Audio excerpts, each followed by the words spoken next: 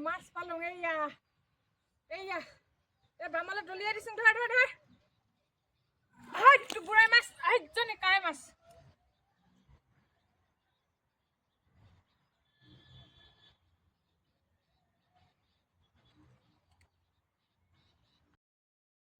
এইয়া এইখিনি মাছ পাই গ'লো হেপিয়াই কেনে দেখিছে ইমান ঠাণ্ডাত ৰাতিপুৱাৰ পৰা হেপিয়াবলৈ সময় নাপালো এইখিনি খৰাহিত